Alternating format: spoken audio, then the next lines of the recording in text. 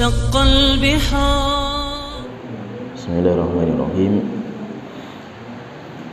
إن الحمد لله نحمده ونستعينه ونستغفره ونعوذ بالله من شرور أنفسنا ومن سيئات أعمالنا من يهده الله فلا مضل له ومن يضلل فلا هادي له وأشهد أن لا إله إلا الله وحده لا شريك له وأشهد أن محمدا عبده ورسوله أما بعد.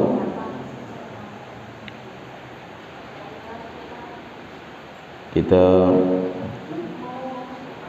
melanjutkan pembahasan tafsir surat Kahfi, dan pembahasan kita masih berkaitan dengan perjalanan Nabi Musa dalam belajar kepada Nabi Khidir. Kita masuk di ayat yang menjelaskan perjalanan ini. Pertemuan sebelumnya kita telah sebutkan hadis panjang lebar tentang perjalanan Nabi Musa belajar sama Nabi Khidir. Sekarang kita membaca ayatnya. Allah Ta'ala berfirman dalam surat Kahfi ayat ke-60, wa idh qala Musa li fatahu la abrahu hatta ablugha majma'al bahraini aw amdiya huquba. Dan ingat ketika Nabi Musa mengatakan kepada pemudanya, yang dimaksud dengan pemuda itu adalah Yusha bin Nun. Dan Yusha bin Nun itu dia nanti akan menjadi nabi setelah Nabi Musa. Bahkan dia yang berhasil membawa Bani Israel sampai ke Palestina, sedangkan Nabi Musa pun tidak mampu. Tetapi nanti yang mampu membawa itu Yusha bin Nun. La abrahu hatta ablugha majma'al bahraini. Saya tidak akan berhenti sampai saya tiba di Majma'al Bahraini, tempat berkumpulnya dua lautan. Kalau kata Imam Qatadah, beliau mengatakan wa huwa bahru Faris mimma yalil masyriq, yaitu dua lautan itu, yaitu lautan Persia dari sisi timur, wa bahrur Rum mimma yalil maghrib, dan lautan Romawi yang dari sisi baratnya. Jadi berkumpul antara laut Persia dan laut Romawi.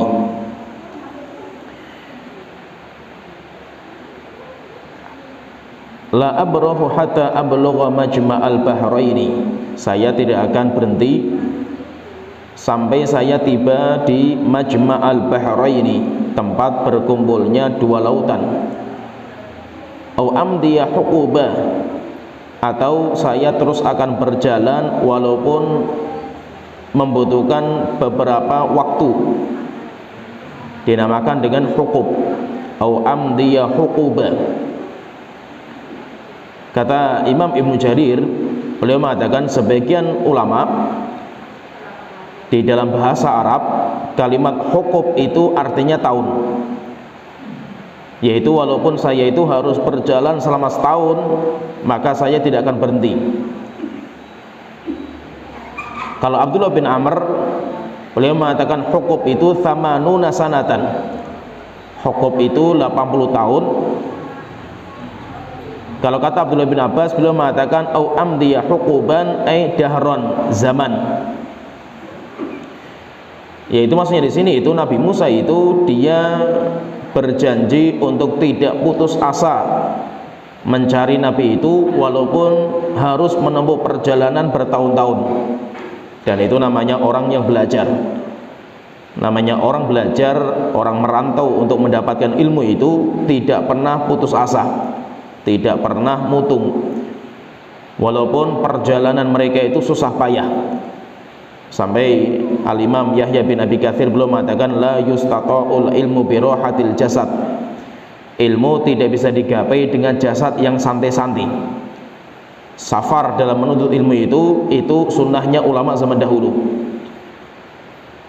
Kemudian Allah Ta'ala berfirman, falamma balagha majma'a bainihima, ketika keduanya, yaitu Nabi Musa dan anak muda itu, yaitu Yusha bin Nun, mereka berdua itu sampai di tempat pertemuan dua lautan itu, nasiya hutahuma, akhirnya mereka berdua itu lupa tentang ikannya, ikan yang mereka bawa. Fattakhadha sabilahu fil bahri saraba, akhirnya itu ikannya itu dia itu memiliki jalan untuk sampai ke lautan, yaitu jatuh kemudian jalan sampai ke laut. Falamma jawaza qala li fatahu atina ghada'ana, ketika mereka berdua, yaitu Nabi Musa dan Yusha bin Nun, berjalan lagi, yaitu intinya itu Nabi Musa dan Yusha ini istirahat di sebuah batu. Kemudian setelah itu ikannya loncat. Mereka berdua itu lupa. Mereka itu berdua lupa kalau mereka itu bawa ikan. Akhirnya Nabi Musa melanjutkan perjalanan lagi sampai meninggalkan tempat itu. Ketika meninggalkan tempat itu, maka Nabi Musa itu minta sama anak muda itu makanan karena laparnya. Laqad laqina min safarina hadza nasaba, sungguh perjalanan kami ini telah merasakan lelah dan letih.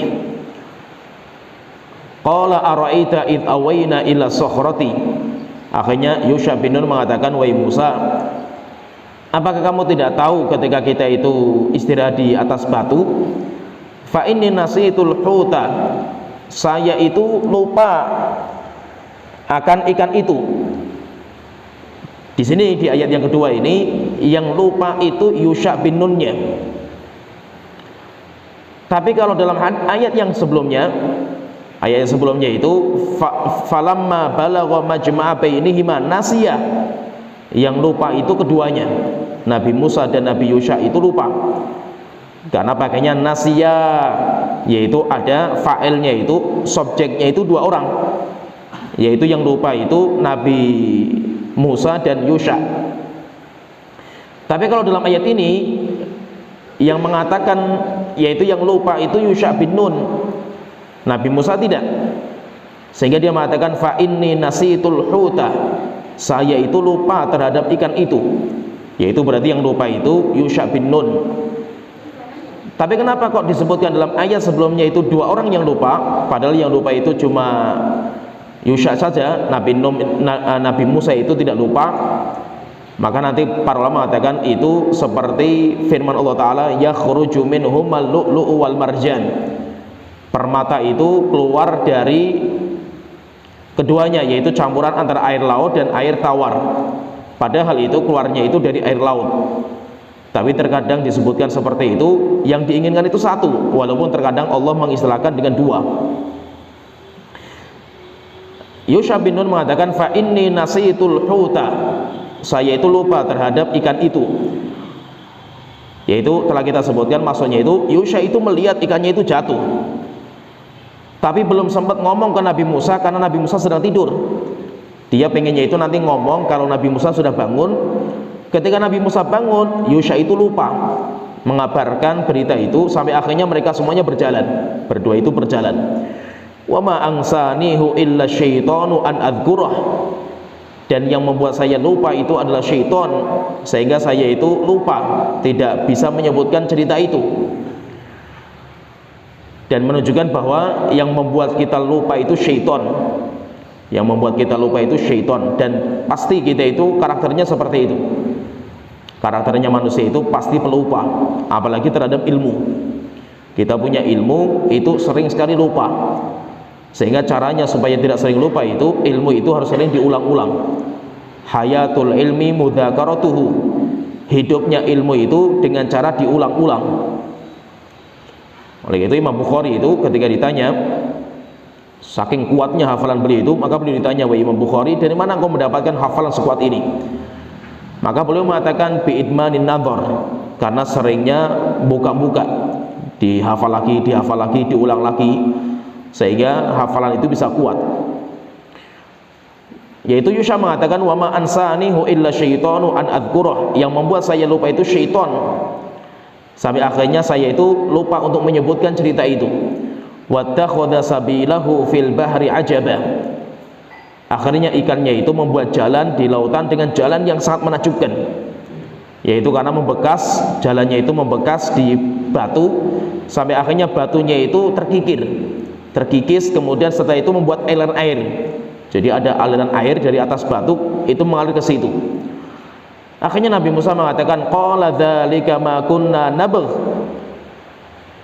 Ini yang saya inginkan, yaitu yang saya cari dari tadi perjalanan itu, ya di sini, yaitu di tempat ikannya itu lepas, itu yang kita cari. Fartadda ala atharihi ma qasasa. Akhirnya mereka berdua itu pulang lagi menuju ke tempat batu yang mereka itu istirahat. Fawajada 'abdan min ibadina. Akhirnya di situ, di batu itu, mereka berdua, Yusha bin Nun dan Nabi Musa, mendapatkan seorang hamba dari hamba-hamba kami, yaitu hamba itu namanya Nabi Khadir.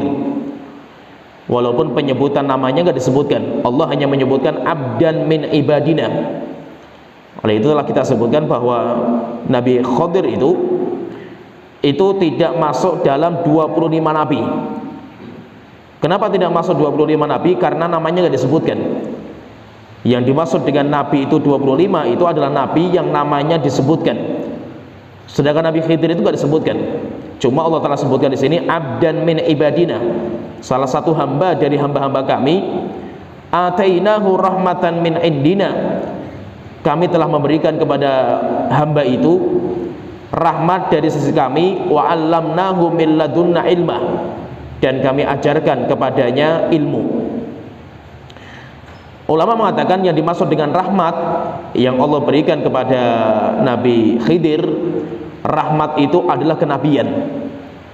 Rahmat itu adalah kenabian. Kami berikan kepada dia rahmat, kebijaksanaan ketika Nabi Khidir itu diangkat menjadi nabi. Kemudian setelah itu yang kedua, wa 'allamnahu min ladunna ilma, dan kami ajarkan kepadanya sebuah ilmu. Dan itu sebagai gambaran kepada kita bahwa yang memberikan ilmu itu Allah Ta'ala. Kita pintar, kita sekarang punya ilmu, itu bukan karena kecerdasan kita. Kecerdasan kita, kemudian usaha kita, itu cuma mimbabi sebab. Itu cuma sebab saja. Tetapi Allah itu yang memberikan. Sehingga si fulan dikasih ilmu sekian, si ini kasih ilmu sekian, itu nanti Allah yang membagi. Allah sudah membagi ilmu itu kepada setiap kita.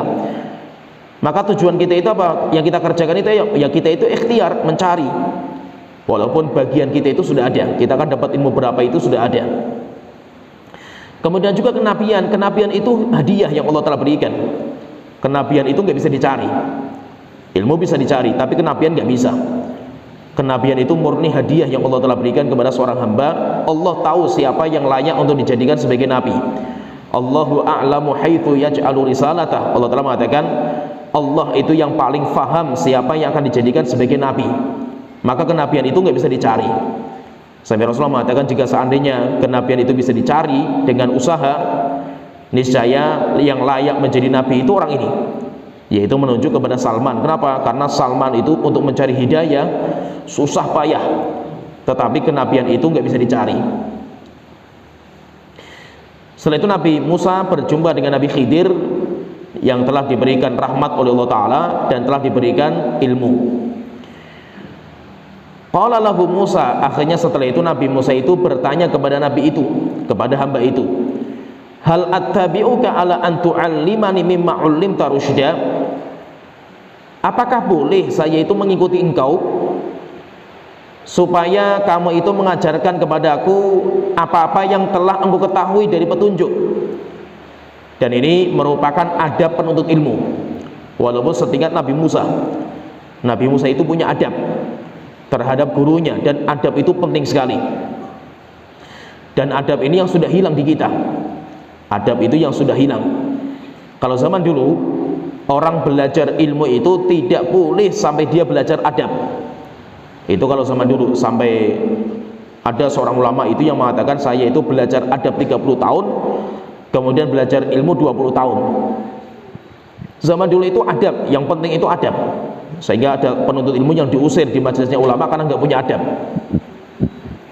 Sehingga ada di antara adab seorang penuntut ilmu terhadap gurunya itu, dia itu harus membahasakan dengan guru dengan bahasa yang baik. Bahasa kalau kita perhatikan di sini itu Nabi Musa itu bahasanya itu dia tidak memerintahkan, "Oi Khidir, tolong ajari saya," itu bukan. Tetapi dia itu memberikan bahasa dengan bahasa, "Boleh nggak saya itu mengikuti engkau supaya nanti engkau itu mengajari saya ilmu yang engkau itu miliki." Itu termasuk apa? Adab kita itu minta ilmu sama guru. Oleh itu zaman dulu itu ada seorang penuntut ilmu bertanya sama seorang guru, cara tanyanya itu keliru, yaitu cara tanyanya itu nggak pakai adab. Maka gurunya mengatakan, "Belajarlah kamu itu cara bertanya sebelum kamu itu belajar ilmu." Itu cara kita itu ngomong sama guru kita, cara kita itu bertanya itu bagaimana, itu perlu dipelajari, dan itu yang dinamakan dengan adab. Dan belajar adab itu, para ulama mengatakan adab itu tidak bisa dipelajari dengan teori, tapi terkadang adab itu belajarnya dengan langsung bermuamalah sama gurunya. Sehingga namanya orang belajar zaman dulu itu, orang belajar itu bukan kayak kita sekarang kajian, pulang setelah itu selesai sehingga ketemu sama guru itu dalam ilmu saja, bukan. Tetapi zaman dulu orang belajar itu namanya mulazamah, yulazim guru, menyertai guru kemana saja. Karena dengan kita itu hidup bersama guru itu, akhirnya kita itu akan dapat banyak sekali faidah. Kenapa? Karena adab itu nggak diajarkan, tapi adab itu ditularkan. Sehingga ada namanya ilmu bisa diajarkan, didaurahkan bisa. Tetapi kalau adab nggak bisa didaurahkan, adab itu hanya bisa ditularkan.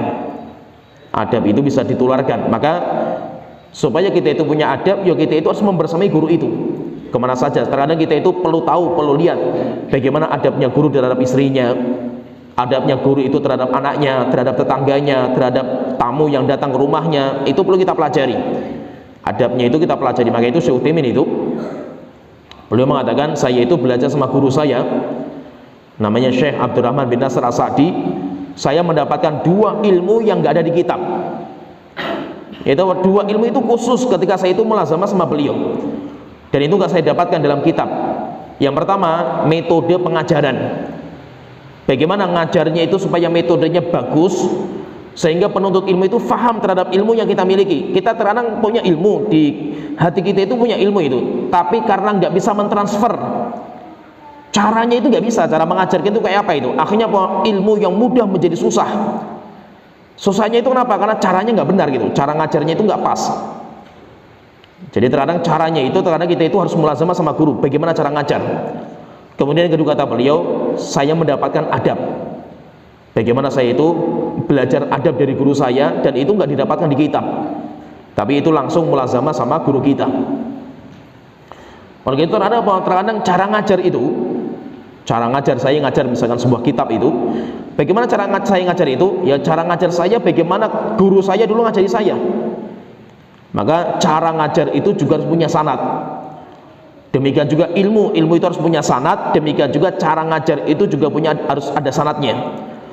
Kalau zaman dulu itu orang yang belajar otodidak, karena modalnya punya bahasa Arab, dia punya bahasa Arab, akhirnya belajar sendiri, setelah itu jadi ustadz, itu ilmunya nggak dianggap. Kenapa dia nggak dianggap? Karena pemahamannya otodidak. Namanya pemahaman otodidak itu lebih banyak kelirunya dalam memahami. Karena kekeliruan banyak, sebabnya banyak, karena kitabnya cetakannya lama yang sudah banyak direvisi, atau terkadang salah cetak ya, dan itu banyak. Atau terkadang kita itu bacanya itu keliru gitu loh, harokatnya itu keliru, bukan harokatnya seperti itu, akhirnya keliru pemahaman. Oleh itu orang yang belajarnya otodidak itu sering dinamakan dengan julukan namanya Tumal Hakim, yaitu orang yang seperti namanya julukannya namanya Tumal Hakim. Tumal Hakim itu dia itu anaknya dokter, bapaknya itu seorang dokter terkenal. Bapaknya itu nulis sebuah buku kedokteran sampai menjadi rujukan. Lah anaknya itu nggak pernah belajar sama bapaknya langsung itu, tapi dia itu dapat warisan buku. Akhirnya bukunya dipelajari sendiri. Setelah itu dia buka praktek. Akhirnya merusak banyak orang. Kenapa? Karena dalam bukunya itu ada namanya buku itu, apalagi dalam bahasa Arab itu. Buku yang sudah lama itu kan terkadang kan sudah banyak tambahan, perubahan lah itu. Sehingga dia itu mendapatkan sebuah hadis dibawakan sama bapaknya itu, al-habbatu sauda dawa likul lidah.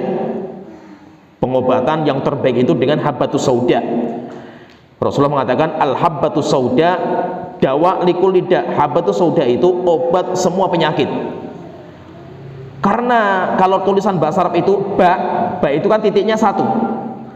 Itu buku itu sudah lama, dari bapaknya itu sudah lama, akhirnya ada lalat yang hinggap di buku itu, kemudian memberikan tai lalat satu titik lagi sebelahnya, yang jadinya itu al-habbah, ba itu titiknya satu, karena ada tambahan tai lalat jadinya titiknya dua. Akhirnya dia bacanya al-hayyatus sauda. Al-hayyah itu karena kan titiknya dua, berarti kan ya. Al-hayyah itu ular hitam. Sehingga setiap ada orang berobat itu dipatok pakai ular itu, mati orangnya itu.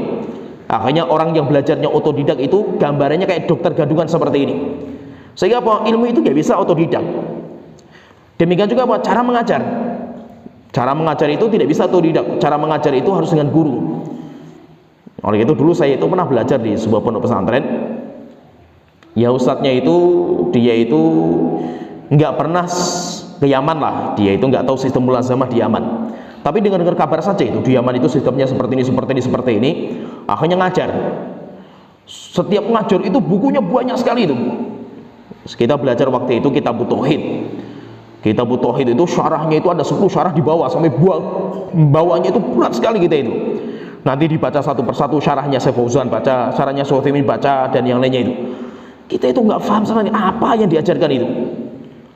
Setelah itu guru saya itu bilang ke saya itu, Tobroni, nanti kalau kamu ke Yaman, waktu itu saya mau berangkat ke Yaman, nanti kamu mendapatkan di sana mungkin belajarnya lebih susah daripada ini. Kalau antum nggak paham itu di sana mungkin lebih susah dari itu. Hanya kita masya Allah kok belajar susah sekali, nggak paham kita itu. Subhanallah itu di Yaman itu guru kita kalau ngajar itu nggak bawa buku. Kenapa? Karena syarah-syarah ini sudah dihafal gitu. Jadi syarah-syarah itu cuma dicari saja sama guru-guru kita, faedah paling penting saja itu. Kita belajar di sana itu kitab tauhid itu dalam 40 hari pertemuan, 40 kali pertemuan selesai. Berarti kalau setiap hari belajar itu nggak ada 1 bulan, 1 bulan lebih sedikit lah itu, nggak ada 2 bulan. Di kita itu belajarnya lebih dari 2 tahun. Di sana itu cuma 1 bulan lah itu. Kita belajar cepat sekali di sana itu, dan sistemnya masya Allah luar biasa. Sehingga apa, kita itu baru tahu kenapa? Karena kita belajar langsung sama guru kita. Setelah itu apa, kita pulang, ya kita ngajarkan kitab itu seperti guru kita dulu ngajar. Karena metodenya pun harus punya sanad kita ini. Jadi intinya kalau kita pahami di sini, intinya beradab sama guru itu penting. Beradab sama guru itu penting, dan di kita itu sudah hilang. Termasuk PR di kalangan kita, teman-teman sunnah itu PR-nya itu adab. Itu hilang di kita itu. Sehingga apa? Banyak orang itu belajar banyak ilmu tapi nggak punya adab. Ketika dia sudah merasa pintar, gurunya sendiri ditahdir itu. Gurunya sendiri ditahdir, gurunya dihabisi sendiri itu. Padahal apa? Padahal dia itu kenal sunnah pun sama guru itu gitu. Minimal apa? Minimal kalau Anda itu merasa lebih pintar, minimal Anda itu masih menghormati orang yang telah mengajarkan ilmu kepada Anda. Tapi apa? Di kita hilang. Di kita itu hilang, sampai kita dapatkan ada seorang penuntut ilmu itu ada seorang ustadz lah merintis di sebuah tempat sampai akhirnya bikin pondok. Sekarang pondoknya besar sekali saat itu, alhamdulillah.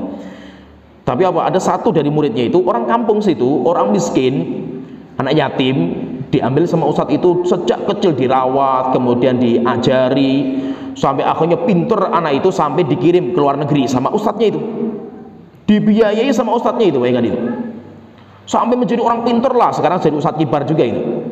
Subhanallah, pulang dari Yaman, padahal setiap bulan yang ngasih uang itu ustadznya itu.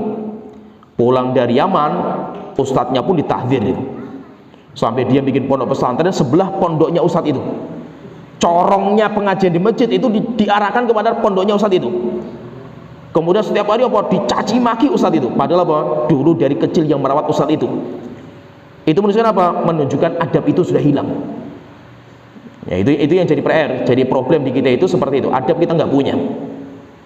Kenapa? Karena kita belajar itu belajar langsung kitab ini. Kita jarang belajar adab.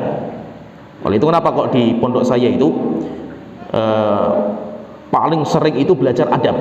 Lama belajar adab, kitab kajian-kajian adab itu sering sekali itu. Karena itu yang terluputkan di kita. Terluputkan di kita. Namanya penuntut ilmu itu, dia itu masih menghormati gurunya yang telah mengenalkan sunnah kepada dia, telah mengajarkan kepada dia, walaupun mungkin dia itu beda pendapat lah itu. Walaupun dia itu mungkin dia itu lebih pintar sekarang itu, tapi tetap dia itu mendudukkan diri sebagai muridnya. Walaupun apa? Walaupun sekarang dia sudah berilmu. Dan itu perlu kita jaga. Harus kita jaga. Siapa ustadz-ustadz yang mengajarkan kita itu, siapa saja perlu kita jaga. Nah itu diantara doa kita itu, kalau bisa sering doakan ustadz-ustadz yang telah mengajarkan kita sunnah itu, doakan mereka. Karena itu diantara adab kita itu, yang kita hilang gitu sekarang itu. Oleh itu perlu kita jaga. Saya itu masih, alhamdulillah itu masih sering silaturahim ke ustadz yang telah mengenalkan saya sunnah, yaitu ustadz di Salatiga yang telah mengenalkan sunnah kepada saya. Pertama kali saya ngaji lah itu. Sampai sekarang ya kita masih mendudukkan di hadapan dia itu sebagai muridnya. Walaupun mungkin kan keilmuan kita sudah kiaman, kita sudah punya ilmu, tapi jangan kita itu merasa lebih tinggi dari dia. Karena mungkin sekarang kita jadi orang-orang yang seperti ini, ustadz kita itu mendapatkan pahalanya. Sehingga apa? Jaga adab kita itu kita jaga. Oleh itu Nabi Musa itu ketika minta ilmu, pengen belajar sama Nabi Khidir itu, bahasanya itu indah sekali itu. Hal attabi'uka ala an tu'allimani mimma 'ullimta rusyda. Apakah boleh saya itu mengikuti engkau dengan cara supaya apa? Supaya nanti saya itu mendapatkan ilmu yang telah engkau miliki itu. Maka Nabi Khidir mengatakan, qala innaka lan tastati'a ma'iya sabra. Kamu tidak akan sabar. Kamu tidak akan mampu sabar bersama saya. Wa kaifa tasbiru ala ma lam tuhid bihi khubra. Bagaimana kamu itu bisa sabar terhadap masalah-masalah yang kamu tidak tahu ilmunya? Akhirnya Nabi Musa apa? Tidak putus asa gitu loh. Itu namanya penuntut ilmu. Penuntut ilmu itu jangan sekali-kali kita mendapatkan sikap guru kita yang keras, tiba-tiba mutung, ya akan dapat ilmu kita seperti itu. Akhirnya apa? Nabi Musa berjuang lagi, ngelobi lagi. Qala satajiduni insyaallahu sabiran wala a'silaka amra. Wahai Khidir, pasti insyaallah nanti kamu akan mendapatkan saya itu sabar. Wala a'silaka amra, dan saya tidak akan melanggar apa yang kamu perintahkan. Sehingga apa? Penuntut ilmu itu seperti itu, bukan sekali-kali mutung, sekali-kali mutung. Terkadang apa di kita ini? Jadi di kita ini saya lihat di Indonesia ini nggak seperti di Arab. Di Arab itu masya Allah itu namanya orang belajar itu, guru itu galak-galak, guru itu keras-keras itu. Sampai kita itu terkadang melihat mereka itu ya Allah nggak kuat kita itu. Coba kita lihat anak-anak itu kalau belajar Al-Quran di sana itu, guru itu bawanya pentungan gitu. Ya kayak kita nenek moyang kita dulu lah gitu. Ketika ngajar anaknya dididik itu main dan yang lain pukul tangannya jedier gitu, dan itu biasa. Kita itu lihat nggak mampu gitu. Kita itu orang Indonesia nggak mampu gitu. Kenapa? Karena kita itu baperan orangnya itu. Kita itu mungkin karena banyak makan tempe itu akhirnya baperan gitu itu. Sedikit diomongi sama ustadznya saja mutung gitu. Nangis, kemudian mutung, kemudian setelah itu apa? Putus hubungan sama ustadznya itu. Baru diomongi satu kali gitu, itu saja terkadang kita itu mutung gitu.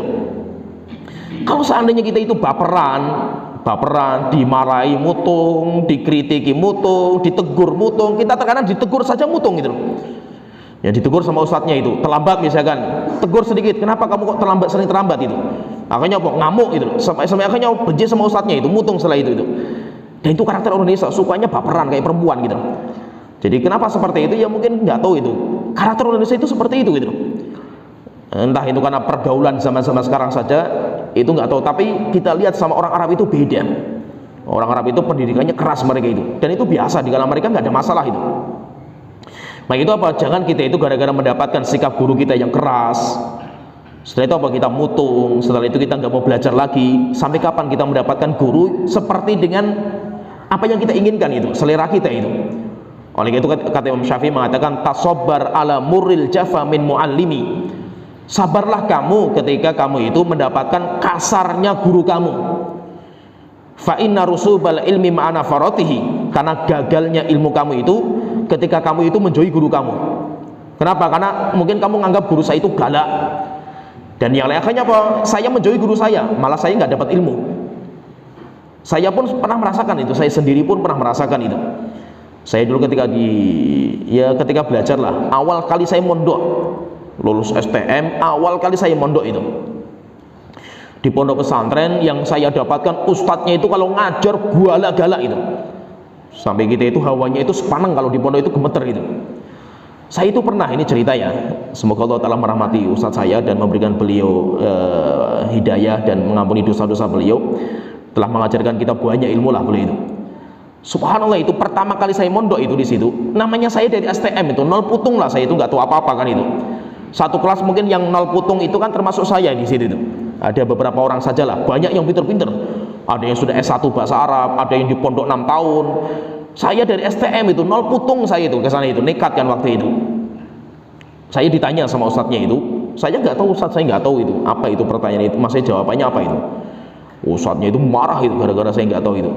Ngambil sandalnya itu ditaruh di muka saya itu, cungcungkan seperti ini itu.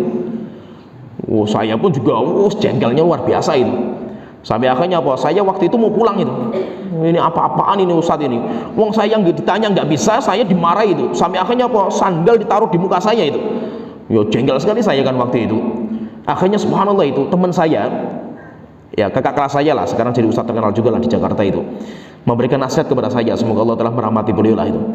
Karena beliau kakak kelas saya satu, jadi asramanya di sana itu kan kayak di hotel, karena kita dulu itu ada asrama kita itu bekas hotel. Jadi kamarnya kecil-kecil itu. Setiap kamar isinya dua orang lah. Saya itu sama kakak kelas saya itu, masya Allah lah. Ya, beliau juga dari nol putung juga itu, dari SMA kalau beliau itu. Kalau saya dari STM. Sekarang sudah jadi ustadz kibar lah di Jakarta. Jadi beliau ngomong sama saya, Tobroni kamu itu nggak usah diambil hati lah. Masalah kayak gitu gampang. Ustadz itu dia itu kerasnya kalau pas ngajar saja. Setelah itu selesai, dia marah-marah itu selesai gitu. Coba nanti setelah itu dia, kamu coba tanya itu di luar kelas itu biasa sekali itu. Karena memang itu metodenya gurunya itu seperti itu gitu. Kamu jangan mutung gara-gara masalah seperti ini. Oke, saya cobalah. Jadi ketika selesai marah, selesai keluar kelas, saya ajak ngobrol, biasa sekali ustadznya, rangkulan, santai, bercanda, nggak apa-apa itu. Tapi memang apa, metode di kelas itu seperti itu dia itu. Akhirnya apa? Ya sudah biasa lah, nggak ada masalah itu. Sampai akhirnya apa? Ada juga beberapa teman saya pindah itu. Kita istiqomah di situ. Alhamdulillah malah kita itu berhasil kan itu. Jadi maksudnya itu sabar terhadap sikap guru yang mungkin keras sama kita, terkadang kasar. Itu biasa, namanya orang itu, karakternya itu nggak bisa harus ngikuti keinginan kita itu. Sehingga Nabi Musa ketika dilarang pertama kali kan dilarang, innaka lan tastati amai sabro, kamu nggak akan sabar belajar sama saya. Ya sudah, kalau seperti itu saya pulang saja lah itu. Enggak, Nabi Musa ngelobi lagi itu. Qala satajiduni insyaallahu sabiran, engkau insyaallah akan mendapatkan saya itu sabar. Wala a'silaka amra, dan saya tidak akan melanggar perintah engkau. Akhirnya Nabi Khidir memberikan kesempatan, maka beliau memberikan syarat. Qala fa in ittaba'tani fala tas'alni an syai'in hatta uhditsa laka minhu dzikra. Wahai Musa, kalau kamu memang mau ngikuti saya, namanya orang belajar itu ngikuti. Kalau sekarang kan enggak, orang belajar itu cuma masuk kelas. Selesai kelas sudah nggak ada belajar lagi kalau kita gitu. Sehingga sistem pendidikan kita itu lemah sekarang itu.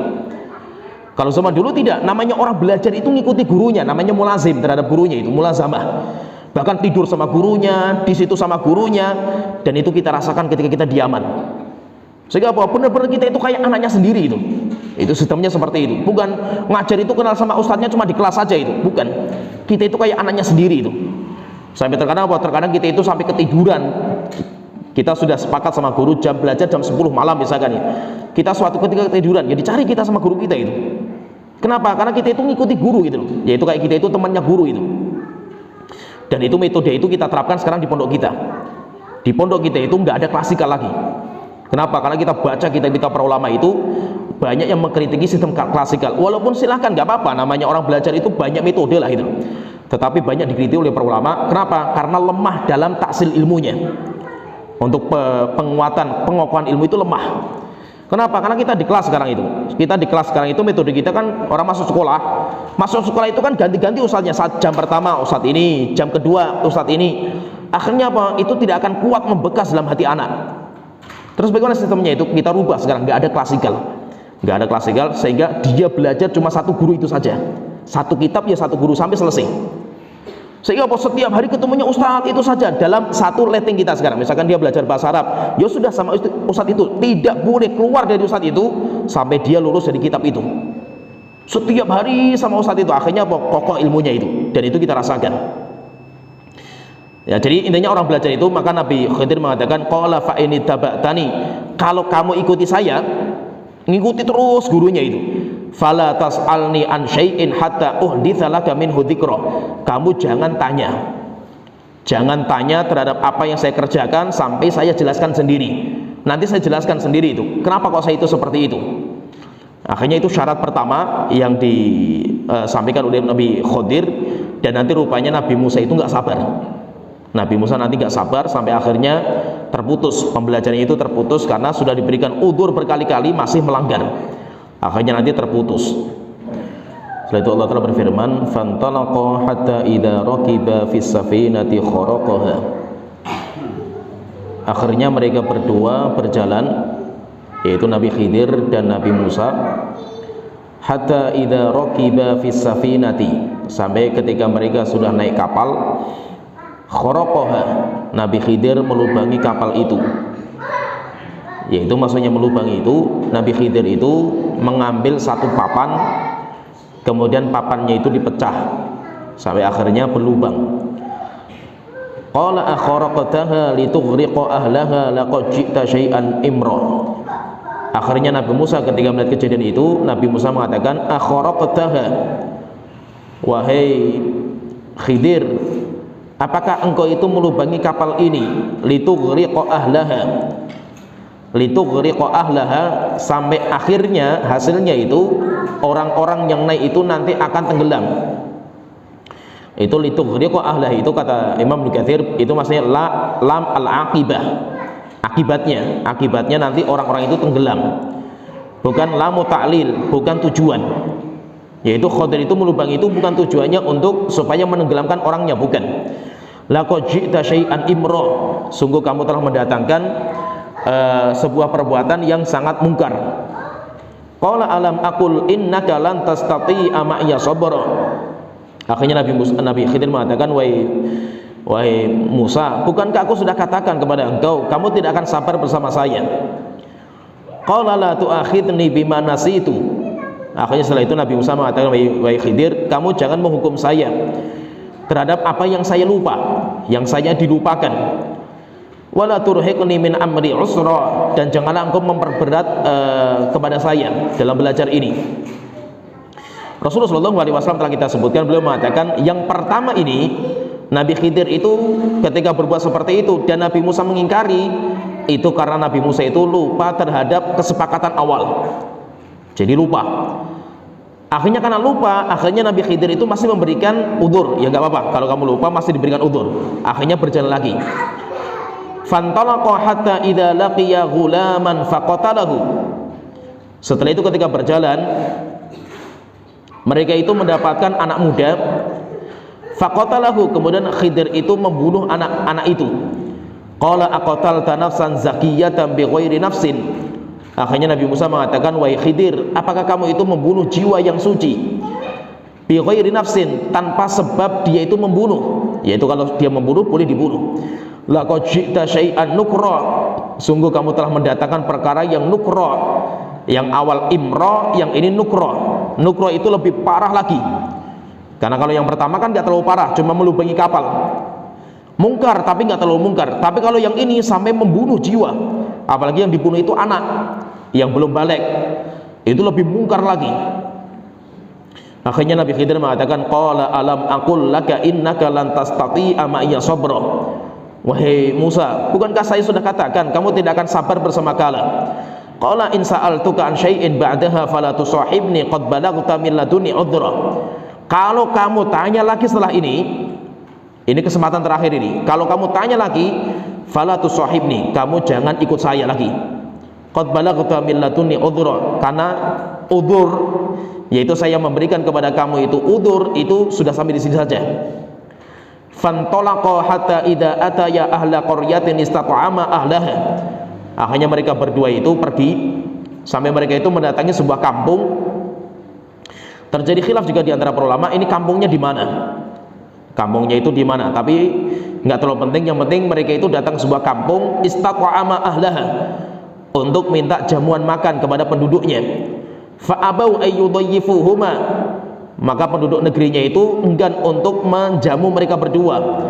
Fawajada fiha jidaran yuridu ayyan qudba fa'aqamah.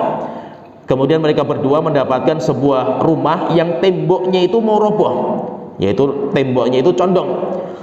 Fa'aqamahu, setelah itu Nabi Khidir itu menegakkan temboknya. Itu namanya mukjizat.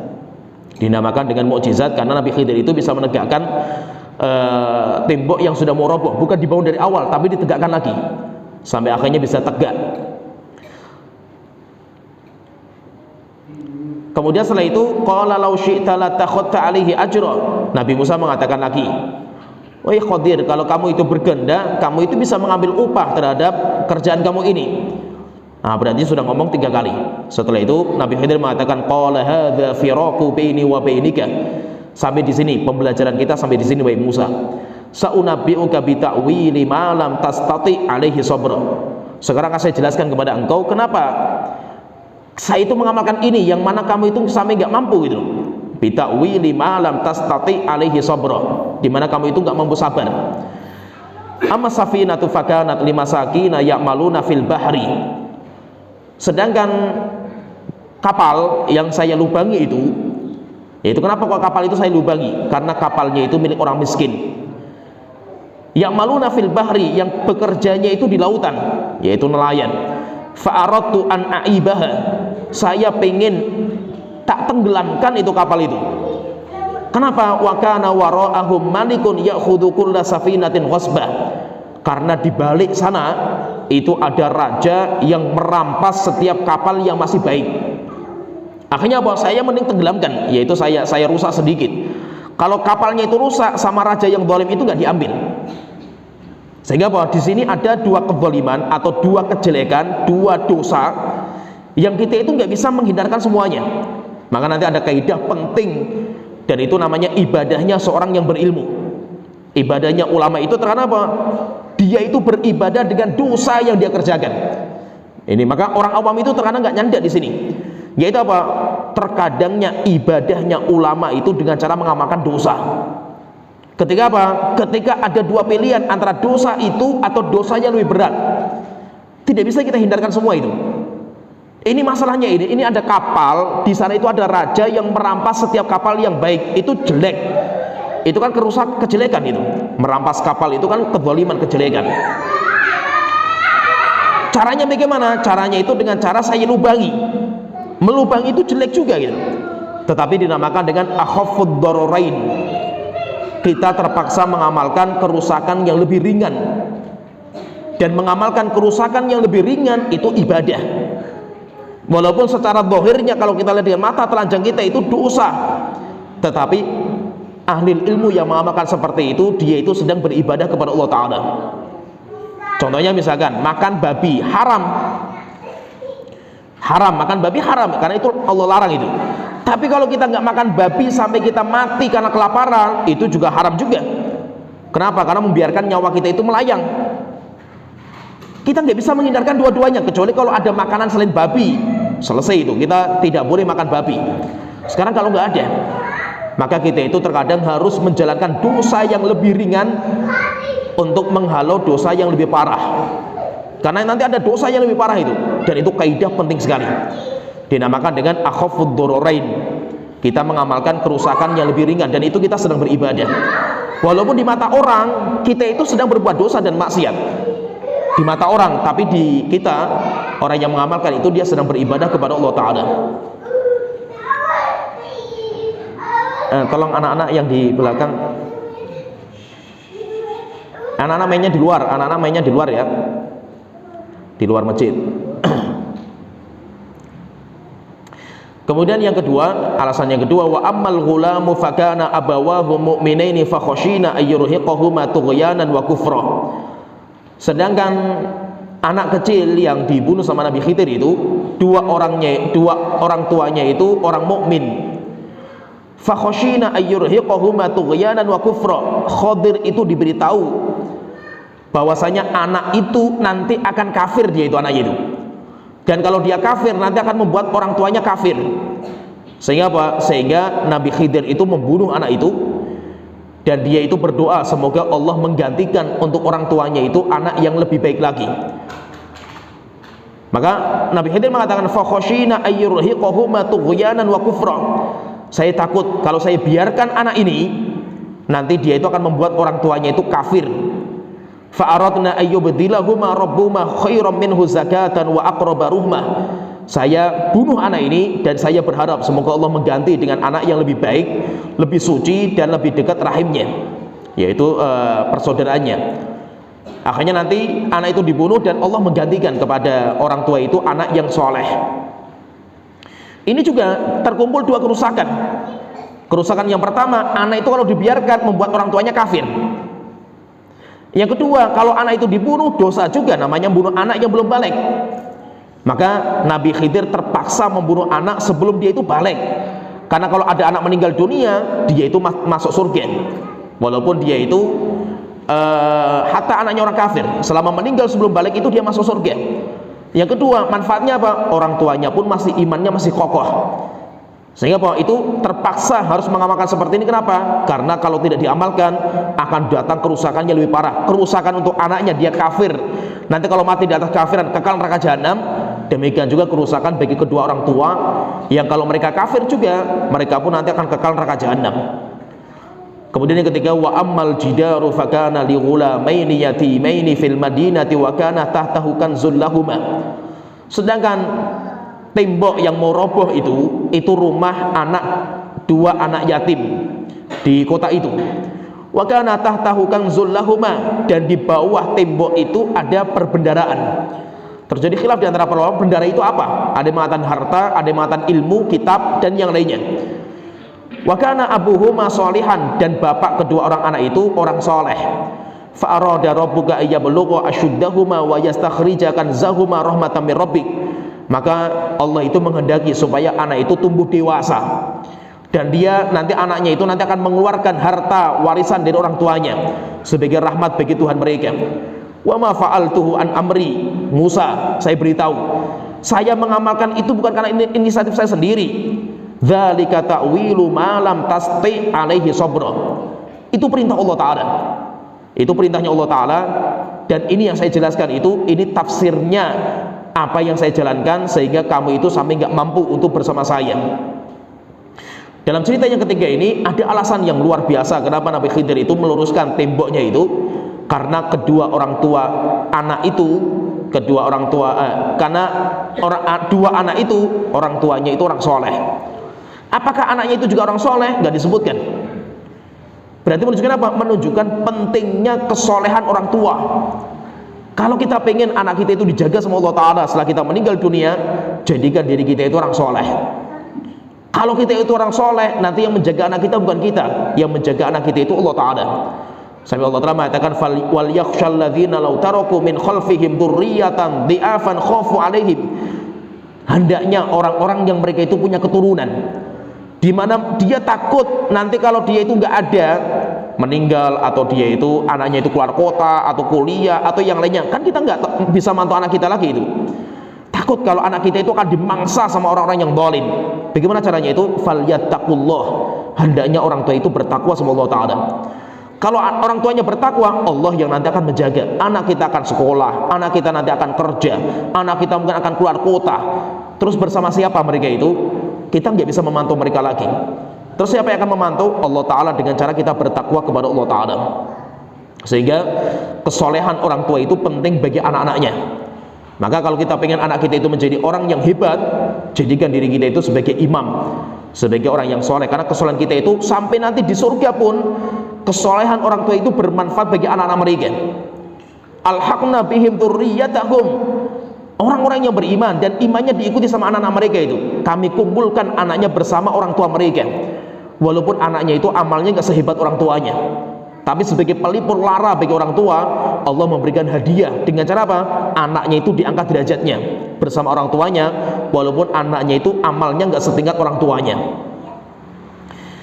Di sini kalau kita perhatikan itu, dzalika ta'wilu ma lam tasti alaihi sabra. Sebelumnya itu saunabbiuka bi ta'wili ma lam tastati alaihi sabra. Jadi kalau kita baca di surat Kahfi nanti, kalau kita baca terkadang kita bingung. Kenapa yang pertama Allah mengatakan di sini tastati, kemudian yang kedua tasti? Kata Imam Mukatsir belum mengatakan karena itu seperti kita itu melawan orang yang mengingkari ucapan kita. Ketika dia itu masih kuat mengingkari, maka kita itu butuh penguat kata. Maka tastati itu ditambahkan ta, berarti hurufnya lebih banyak karena itu lebih kuat dalam pengingkaran. Ketika sudah dijelaskan alasannya Nabi Musa sudah bisa menerima, sehingga bahwa tidak butuh dikeraskan lagi katanya itu, sehingga cukup dengan mengatakan dzalika ta'wilu ma lam tasti, bukan tastati lagi itu. Kenapa? Karena Nabi Musa sudah bisa menerima.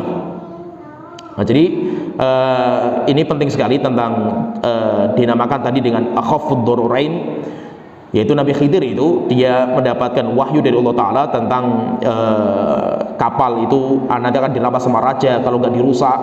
Demikian juga anak itu nanti akan membuat kafir orang tuanya kalau nggak dibunuh, sehingga Nabi Khidir itu terpaksa mengamalkan kerusakan dengan tujuan untuk menghalau kerusakan yang lebih berat lagi. Dan kaidah itu dinamakan dengan kaidah akhafud dararain, dan itu sangat penting untuk kita ketahui. Nah, itu apa? Jangan kita itu sembarangan terhadap seorang ulama yang dia itu terkadang mengamalkan di mata kita itu dosa. Ya kan? Contohnya misalkan masalah pemilu misalkan. Oke lah, kita sepakat pemilu itu bukan hukum Islam. Ketika ada seorang ustadz nyoblos misalkan, wah emang ustadz ini orangnya ini, ustadz ini misalkan penjilat lah, ustadznya itu orangnya, dan yang lainnya lah itu. Kenapa? Ustadz mungkin punya ilmu yang kita nggak tahu gitu. Kenapa kok dia itu harus menyoblos gitu? Ya kan? Kenapa? Karena mungkin ada sesuatu yang lebih besar dari pengetahuan dia itu.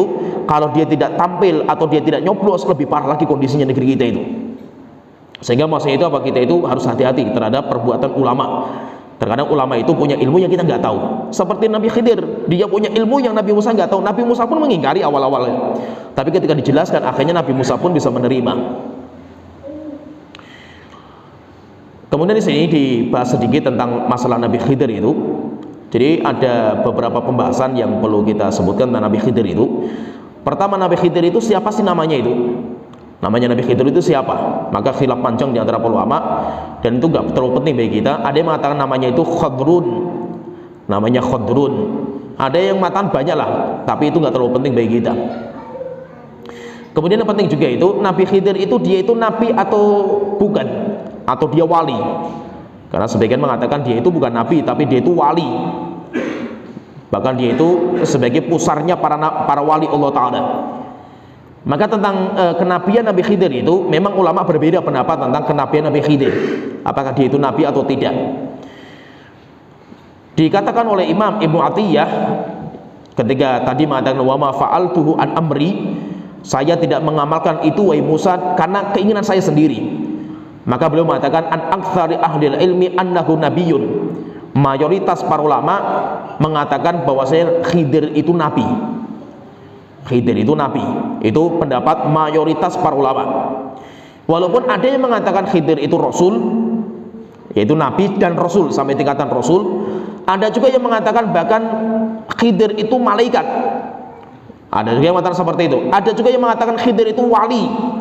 Ada juga ulama yang mengatakan Khidir itu abdun soleh, seorang hamba yang soleh. Tetapi mayoritas para ulama mereka mengatakan bahwasanya Nabi Khidir itu adalah nabi. Kemudian masalah yang berikutnya, Nabi Khidir itu sampai sekarang masih hidup atau tidak? Nabi Khidir itu sampai sekarang masih hidup atau tidak? Khilaf juga di antara para ulama. Ada yang mengatakan bahwa Nabi Khidir itu sampai sekarang masih hidup, seperti Imam Al-Qurtubi, Imam Nawawi, Imam Ibnu Shalah itu mengatakan seperti itu. Tapi kalau ulama yang lain seperti Imam Mukatsir, Imam Bukhari, Imam Ibnu Arabi dan banyak para ulama mengatakan bahwa Nabi Khidir itu sudah meninggal. Imam Bukhari pernah ditanya tentang Khidir dan Ilyas, apakah Khidir dan Ilyas itu masih hidup? Maka beliau mengatakan hal huma fil ahya. Ketika ditanya Imam Bukhari, apakah Khidir dan Ilyas itu masih hidup? Maka beliau mengatakan kaifa yakunu hadza wa qad qala Nabi sallallahu alaihi wasallam, bagaimana mungkin dia masih hidup? Padahal Rasulullah sallallahu alaihi wasallam sudah mengatakan la yabqa ala ra'si mi'ati sanatin mimman huwa ala wajhil ardi ahadun. Zaman ini, yaitu zamannya Rasulullah itu, tidak hidup 100 tahun yang lalu kecuali semuanya sudah meninggal. Tidak ada orang yang hidup melebihi 100 tahun di zaman ini. Itu zamannya Rasulullah itu, semuanya sudah meninggal, dan hadisnya sahih kata Imam Bukhari. Berarti apa? Di zamannya Rasulullah tidaklah orang hidup melebihi 100 tahun waktu itu kecuali sudah meninggal. Khidir itu kan sebelum itu, zamannya jauh zaman Nabi Musa itu. Maka berarti Nabi Khidir itu sudah meninggal. Imam Ahmad pernah ditanya tentang juga masalah seperti ini. Ditanya Ibrahim Al-Harbi, beliau bertanya tentang Imam Ahmad tentang ta'mirul Khidir wa Ilyas, apakah Khidir dan Ilyas itu masih hidup? Karena ceritanya itu terkenal itu, wa annahuma baqiyani wa yarayani wa yura anhuma. Karena banyak orang yang mengatakan Nabi Khidir dan Ilyas itu masih hidup, mereka bisa melihat kita, bahkan banyak orang yang melihat mereka. Maka Imam Ahmad mengatakan, man ahala ala ghaibin lan yunsif, siapa yang menganggap perkara yang ghaib itu bisa dilihat, itu orang itu nggak benar. Wa ma alqa hadza illa syaitan, tidaklah yang melihat mereka menganggap mereka masih hidup dan bisa melihat mereka kecuali itu syaitan yang dilihat itu. Menunjukkan berarti apa? Menunjukkan bahwa intinya pendapat yang paling kuat mereka itu sudah meninggal dunia. Walaupun memang ada sebagian ulama itu yang mengatakan mereka itu masih hidup, tetapi tidak ada sandaran hukum atau tidak ada dalil yang mengatakan mereka itu masih hidup. Memang ada beberapa riwayat, tetapi semuanya tidak ada yang sahih yang menunjukkan kehidupan mereka.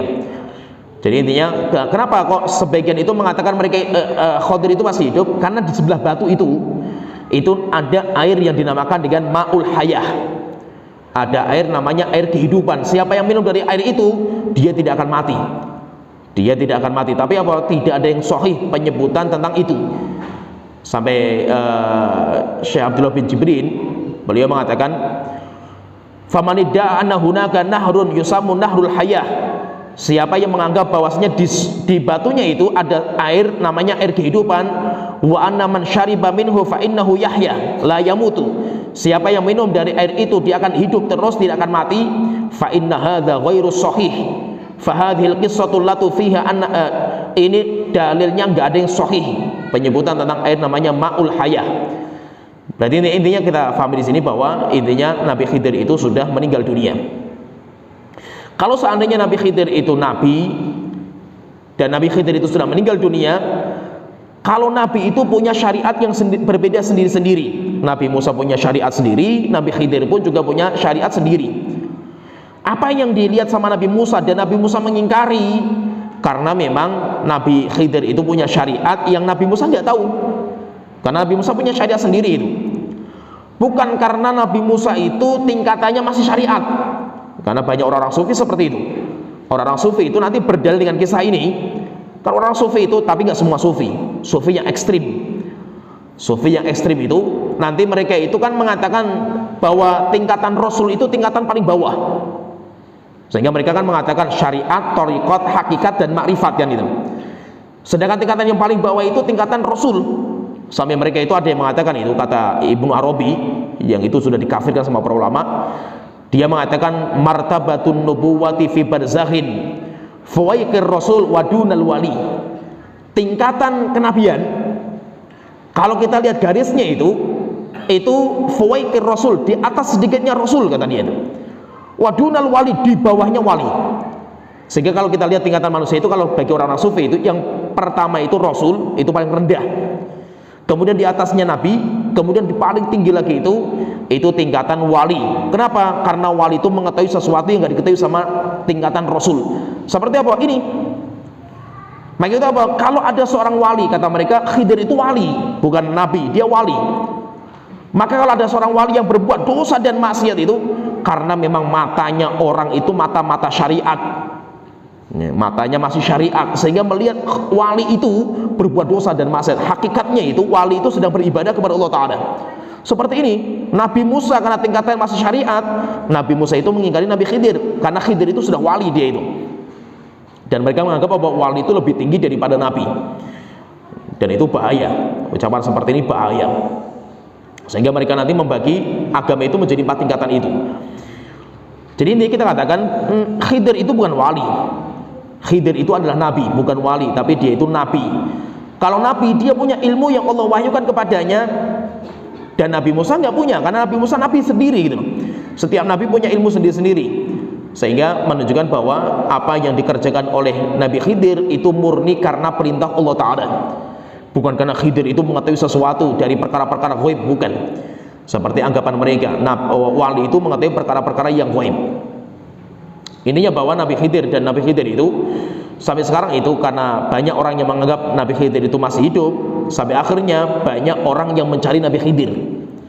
Biasanya orang-orang yang pengen mencari Nabi Khidir itu sering mereka itu bersemedi di laut, kungkum di laut, kemudian sering mereka itu ya masih mencari Nabi Khidir itu. Mereka itu masih mencari, kenapa? Supaya mereka itu mendapatkan ilmunya Nabi Khidir, yang dinamakan dengan ilmu laduni, kata mereka itu. Ilmu laduni itu ilmu yang langsung dari Allah Ta'ala, pemberian Allah langsung, tanpa perantara malaikat Jibril, kata mereka itu. Dan itu mereka cari. Maka kita katakan tidak ada ilmu yang dinamakan dengan ilmu laduni, itu nggak ada. Ya, alhamdulillah sampai di sini pembahasan kita sudah selesai pembahasan tentang kisah Nabi Musa belajar sama Nabi Khidir. Nanti insya Allah pertemuan berikutnya kita akan masuk kisahnya Dzulqarnain. Kisah Dzulqarnain, bagaimana nanti kisah Dzulqarnain, karena kisah Dzulqarnain itu cuma ada di ayat ini juga. Ya, sampai di sini wa akhiru da'wana alhamdulillahi rabbil alamin, sallallahu alaihi wa sallam Muhammad wa ala alihi wa sahbihi ajmain.